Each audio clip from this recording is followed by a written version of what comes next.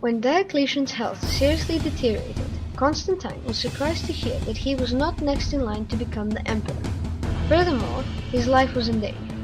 So, he traveled to the west, where his father ruled. There, he again distinguished himself as an excellent military leader. Sadly, just a year after Constantine was reunited with his father, Constantine's father, Constantius, died. Constantius's army adored Constantine so much that they proclaimed Constantine emperor on the 25th of July, 306 AD. Britannia, Gaul, and Hispania were all part of his empire. He sponsored many civil and military building projects. Like his father, Constantine tolerated Christians, unlike the emperors in the East at that time. When Maxentius had overthrown his father and become emperor of his father's section of the empire, he promised that his people would receive free grain and that he would lower taxes, but only the rich received his promises. Maxentius had made life very hard in Italy and northern Africa. He also started attacking southern Gaul, while Constantine was fighting the Franks. Then, war broke out.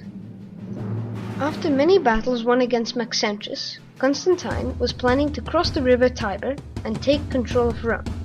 But before the battle, Constantine and his troops saw what many historians believe was a sundog, a strange appearance of the sun. This was when many historians believe Constantine turned Christian. What had actually occurred was not as important as how it was interpreted.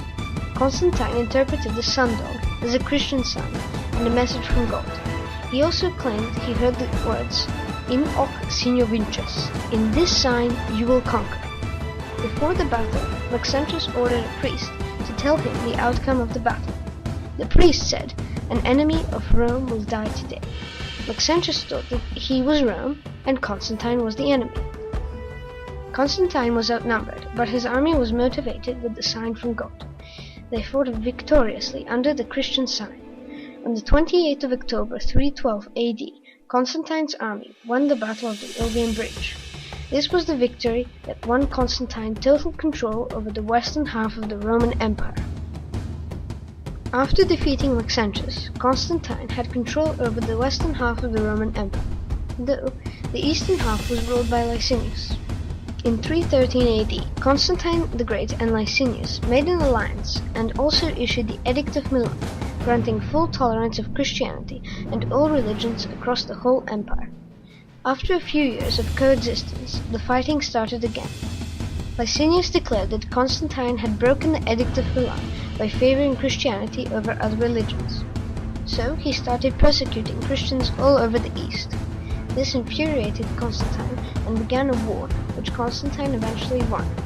Constantine's sister, Constantia, who was the wife of Licinius due to the alliance, begged Constantine to show mercy to her husband and her son. Constantine left them live in peace for a while, but later ordered the execution of both Licinius and his son. In 324 AD, Constantine had seized control over the entire Roman Empire by defeating Licinius. For his empire, he needed a capital city, so he chose the ancient Greek city of Byzantium, which in 330 AD he renamed as Constantinople. As the sole emperor of Rome, he outlawed pagan sacrifices and enforced Christianity. Constantine the Great knew that Christian monotheism would help him bring many different people, cultures, and religions together. Unity was important for a strong empire. One empire, one emperor, one God. In 325 AD, Constantine assembled all the bishops throughout the empire at the Great Church Council of Nicaea to end church disunity.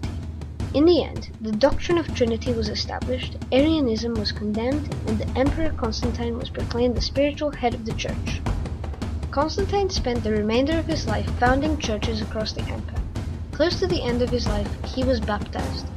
He died on the 22nd of May, 337 AD, aged 65. He ruled for 31 years.